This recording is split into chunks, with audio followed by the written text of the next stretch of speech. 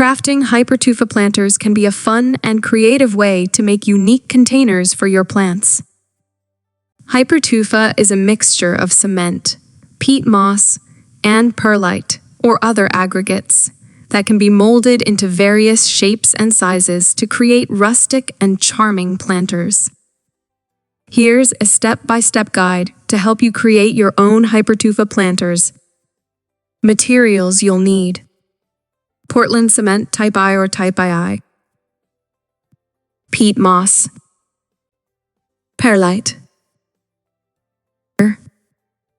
mold or container for shaping, plastic pots, boxes, or other molds, stick sheet or garbage bags, protective gear, gloves, dust mask, safety glasses, mixing tools, bucket, trowel, mixing paddle, wire brush for texturing. Prepare your work area. Set up a well-ventilated outdoor workspace. Hypertufa can be messy, so protect your work surface with plastic sheets or garbage bags. Safety first.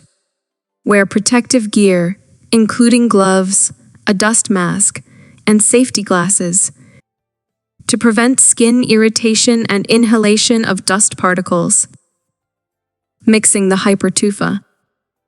In a large bucket, mix the dry ingredients in the following proportions: 1 part Portland cement, 1.5 parts peat moss, 1.5 parts perlite.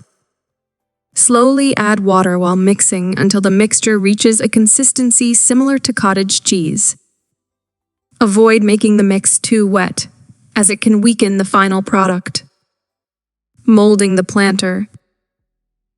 Line your mold or container with plastic to prevent sticking, and begin packing the Hypertufa mixture into it. Build up the sides and bottom, leaving a cavity in the center to accommodate the plant. You can also press objects like leaves or textured materials onto the surface for added interest. Shaping and texturing. Use your hands or tools to shape and texture the surface of the planter. You can create rough or smooth textures depending on your preference. A wire brush can be used to add texture and character. Curing and drying. Once you're satisfied with the shape and texture, cover the planter with plastic and let it cure for about 24 to 48 hours. After curing, carefully remove the planter from the mold and let it air dry for an additional week or two. Watering to enhance patina.